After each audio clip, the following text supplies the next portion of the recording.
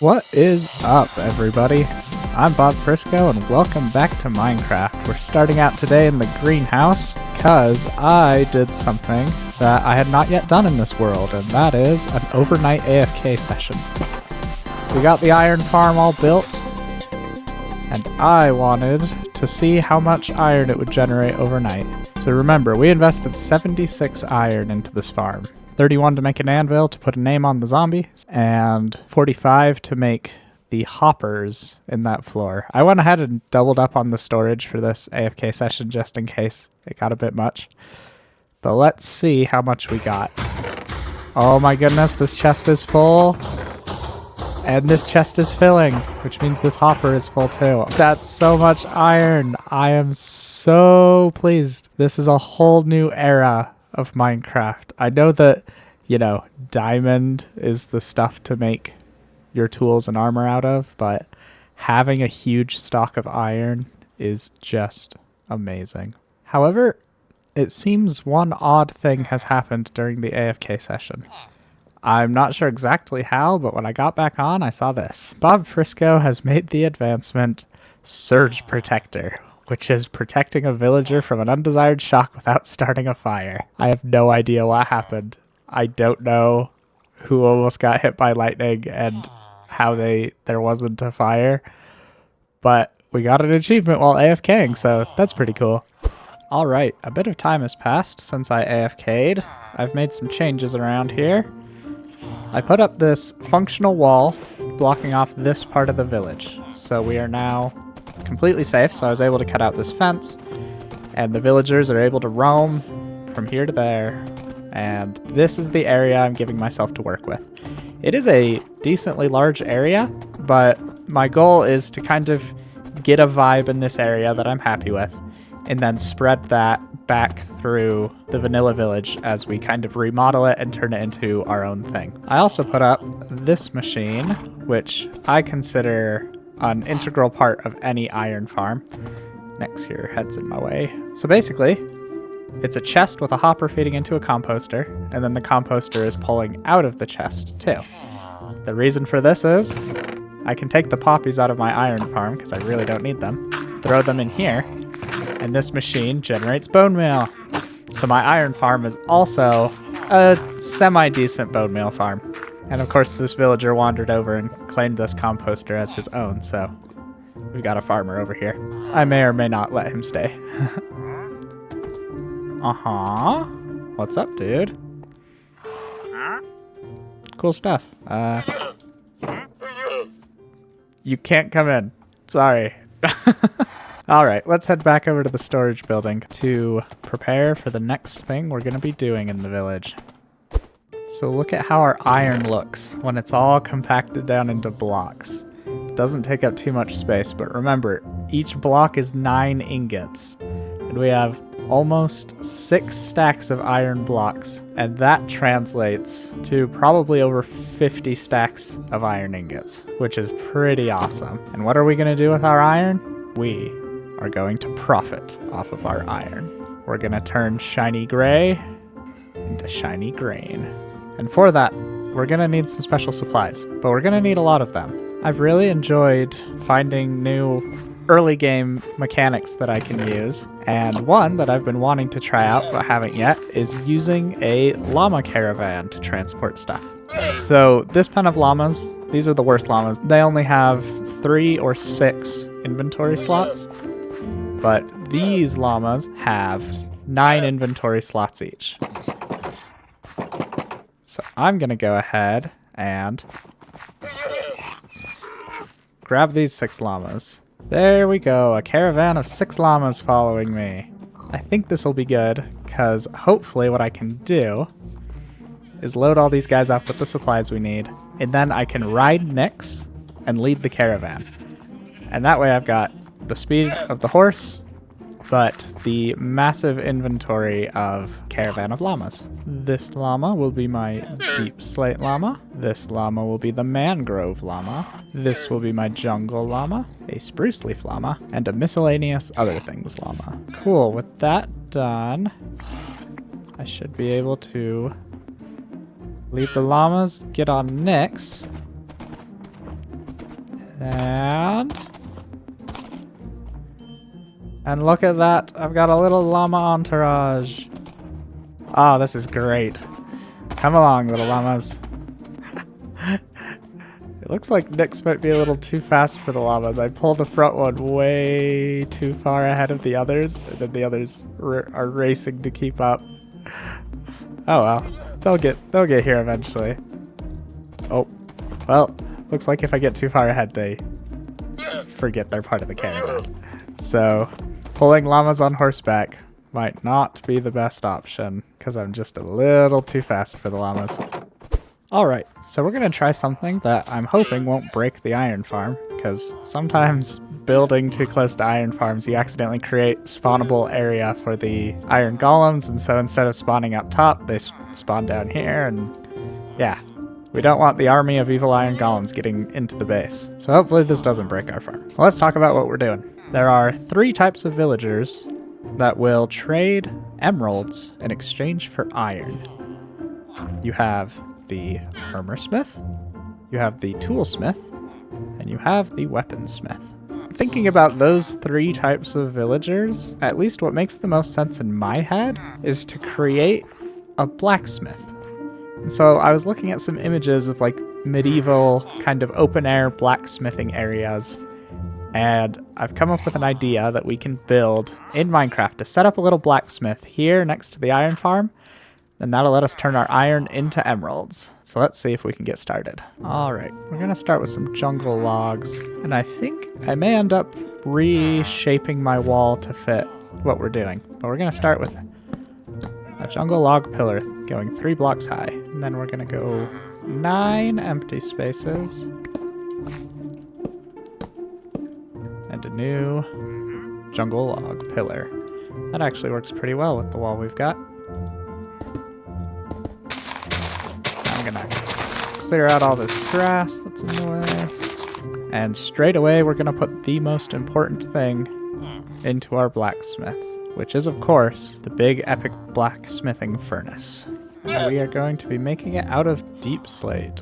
So for the most part, this thing is gonna be 5 blocks wide, and I think this section of it is gonna be 3 blocks tall. Something like that. And we're also gonna inlay this block pallet into the ground right in front of that. Nice. This is the base we're working with. I'm gonna go ahead and start just making some variants, like stairs and walls. All right. Thinking stair here, and the sun is setting. Ah, there we go.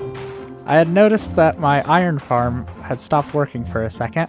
I found that when the sun sets and the villagers are able to go to bed, that'll often help reset your iron farm if something stops working.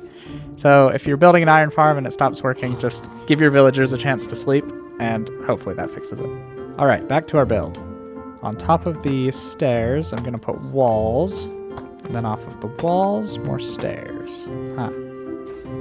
It's funny, if I move over just enough, we don't have to hear the iron golems, which is preferable. All right, I think I'll just bring the walls up to close it off like that. And then up here, I'll add some stairs on either side. Yep, that's all looking good so far. Then if I throw some blocks here, we can then put some walls across the top. I think the last thing we'll do is close this off with walls. Yeah, that is a good shape for our furnace. We're gonna do a little bit more to spice it up, of course, as we always do, but this is a good start. And I forgot something very important, so we're gonna hop on next, head back to the storage building and get it. Ah! Did I fall out of the bed? Did you guys see that? I couldn't tell, but it felt like I slipped out of the bed. Alright, we got what we came here for, which was 3 campfires. You guys are never gonna guess what we're gonna do with them. We're gonna put the 3 campfires here in our blacksmith. Excuse me, sir. And that gives the sense of motion, fire, smoke. I also like that the smoke helps separate the back wall from the stuff happening in front. So the fire actually helps you see the depth of it a little bit better. which is pretty cool. I love having villagers and iron golems just wandering around. That is my intent for this village. It will make it feel so much more alive and like they are here participating and living here, but sometimes they do get in the way a bit. Oh, thank you, sir. That iron golem has kindly given us the space we need to do our work. So I believe our next jungle pillar, there's going to be a 4-block gap between this one and that one. And as for how high these pillars go, I'm not quite sure, but I can use the roof line to figure it out. The way I want to do this roof line, or rather my goal with this roof, is to create kind of a pavilion. Wait a sec. This is all supposed to be 1 block higher. So my goal is to create a pavilion that will cover the blacksmithing area.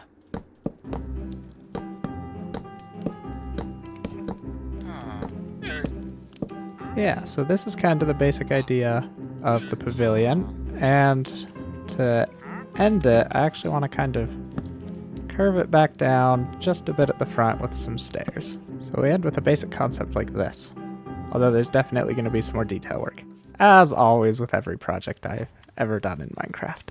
Looks like the iron golem got outside the fence, or the wall. Good, yes, we could use defense outside the wall, because that's where the danger is going to be. There's no danger inside the wall. Good choice, soldier.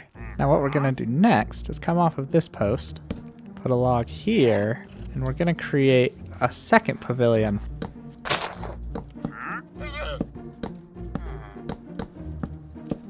There we go.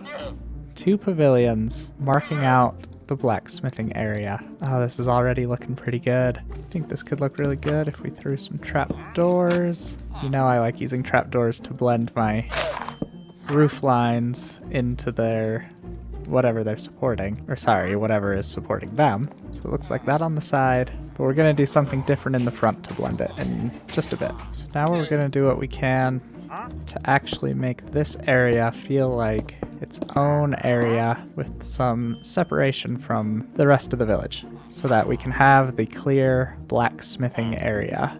And I think one of the main things we'll do for that is use fences. Now the question is, do I want to include the iron farm in the blacksmithing area? That makes the area much bigger, but I think I like it. I think I do want to do that. So if we like... Oh, I forgot that walls and fences don't attach. Well, that doesn't look very good. I'll figure something out. Cool, so I've fenced off an area to be the blacksmithing area. It goes all the way to this tower that's going to be in the back corner. And this ends up being a much bigger area than I was initially planning on, but I'm actually okay with that. However, the blacksmith area is not the area for farmers. So, I'm sorry, Mr. Farmer. Oh, the composter's empty. This is my best chance. Yeah, that's right. Come be a stonemason. We 100% are going to be using stonemasons later in this world, and haha, you cannot get in anymore. Sorry, mister. We'll get you a job in the future. Or, you know what? Actually, I may just end up making you a blacksmith. So, if this is going to be in here with the blacksmiths, we need to make sure they can't access this. Otherwise, we'll always be getting people claiming this composter as their workstation, and I don't want farmers in here. That'll work for now. I will find a way to make it look better and match the rest of what we're doing. But for now, let's get working on the ground a little bit. I know that I definitely want some coarse dirt in here. I'm not totally sure if I want to get rid of all the grass entirely. I do know that in the area surrounding the big furnace, I definitely don't want any grass at all. Something like that, really rugged looking. I think maybe what I'll go for is like coarse dirt and dirt underneath the pavilions, but then outside of the pavilions there can be grass. I think that'll work. So I got something like that, a nice dirty floor. This is already starting to feel pretty nice. Now, I'm an honest guy, I won't lie to you. This is starting to look pretty good. I like it. But it's time to add in some greens. Now, the 3 greens that you guys are going to come to know and expect in my village are spruce leaves, oak leaves, and vines. Now, I do need to be careful that I don't accidentally create paths out of the blacksmithing area, because I would like it to be contained. Like this gets you right over the wall. And one place that I would like to use a lot of leaves is on the roofs of the pavilions. Alright, remember, the goal is making things feel good when I'm walking around near them.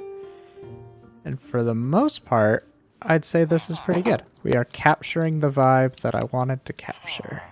Now, I design a lot of my builds in a creative world, and in my creative world, I'd created this cool, like, pattern in the ground that I really liked, but I had a kind of a different size space. So I don't know if I'll be able to recreate it exactly, but it was cool because it added some variation to the height of the ground, and it brought mangrove wood into the build palette. Yeah, just a little something like this. It gives a cool shape to the ground, it gives a bunch of color, but it's a little bit disconnected from everything else that's going on, so let's get some more mangrove into the build. And I think one way I'd like to do that is to use mangrove fences to create these little dangly bits. I don't know what they're meant to be exactly, but I think they look cool and they bring some of the mangrove color into the build, and I like that. Yeah, this is starting to feel pretty good. I think it's time to bring in some villagers. Well, one way to try and get villagers is to just throw down a workstation and see if someone comes. Come on in, sir. Yeah, I think I'll put your workstation back here. It might be a different villager that has it first level, and other villagers can have it later in their trades. Yeah, now that I'm saying that, that's sounding right. I think I need to do a bit of research real quick. Give me a second. Alright, so I did my research. We're gonna have to level this guy up before he buys iron. If we have enough emeralds to level him up, then this farm becomes an emerald farm. We've got 39 emeralds. Hopefully that's enough to level this guy up. I think it will be. And I really want to get the emerald economy going with just the iron farm. I don't want to have to do Fletchers or anything else yet. We will get to a lot of the other types of villagers, but I don't want to do that today. I want to do that some other time. My good sir, I come bearing gifts. Now, you know what? There is actually one stone tool that I would be interested in buying, so I'm gonna wait for him to offer that. There it is, stone shovels, because I use shovels to make paths a lot, so I could actually use a lot of shovels. Alright, 1, 2, 3, 4, 5, 6, 7, 8, 9, 10 emeralds spent. 10 emeralds spent, and now we have access to infinite emeralds. And just like that, the economy has begun. Yes, we have emerald generation. I think I want to get a few more of these guys in here so that I'm not held back by them running out of trades every day. Alright, I need one of you to come out, and only one. Now right this way, sir. We've got our second iron salesman. We have our third iron salesman. And we have a fourth iron salesman. The blacksmiths are in the house. Oh, that's so exciting. And they look so good in their environment. And look how many stone shovels we got. We now have truly entered a new era of Minecraft. Now that has all been super fun and wonderful, but I'd like to take a little bit of a break from the village, just for a bit. So let's get the menagerie back to the stables and do something new. And what I would like to do is just a little bit of exploration, because like I said, filling in these 4 maps is a goal of mine, and I want to keep working on that. Plus it helps break up my episodes from just being building. So I think what we're going to do is, like we've done for all the other maps, we need to outline the perimeter of this map. And I think if we do that, we'll be in a very good position to fill in these maps, and we'll have a very good idea of all the things that we can find in this part of the world. So to start off our exploration, I want to show you guys something. Between episodes, this was a little while ago, I had filled in a bit of this map just to get a little corner of it filled in. And I came over this hill. Yeah, there it is. There's another trail ruin structure right over there. I would love to explore it, but the last one took a whole episode to excavate. So either we're gonna have to repeat that episode or I'll do it off camera or something. But there is one armor template that I could get in a trail ruin structure that I didn't get from the first one. So there is still a reason to explore it. But let me know what you guys think and when you guys want to explore that. But for now, let's get adventuring. So the first leg of the adventure was fairly uninteresting. Made our way down to the south, stopped to pick up another hive full of bees. We're definitely going to be doing something with those in the future. Passed by a few villages, and I decided to stop and explore one of the villages because I saw it had a blacksmith, and blacksmiths tend to have some good loot.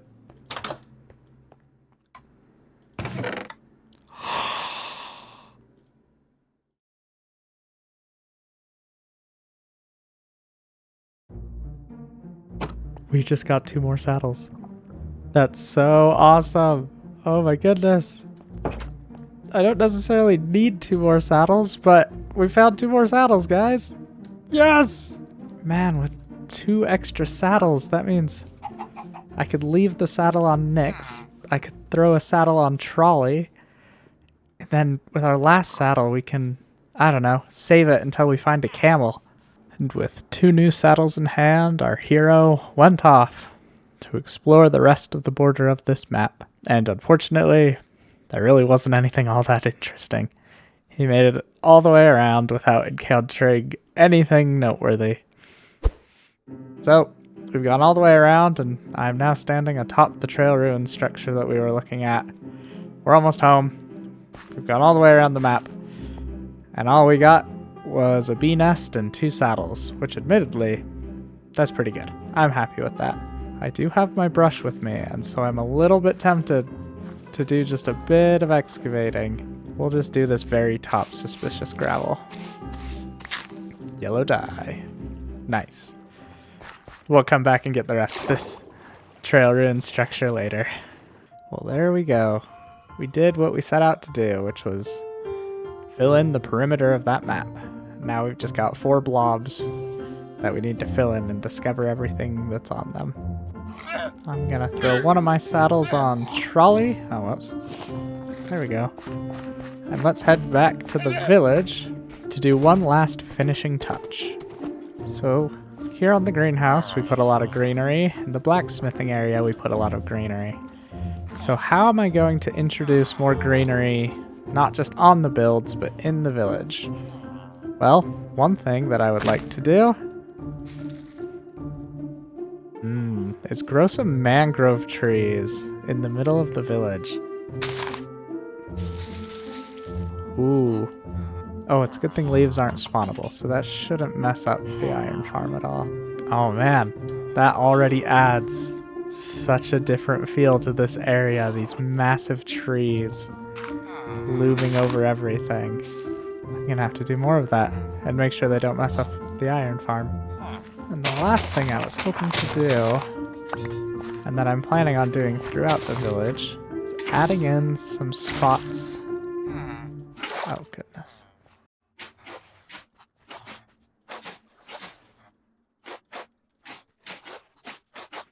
Little bits of water, and I think I'm going to focus them around the bases of the mangrove trees, because mangrove trees do grow in water.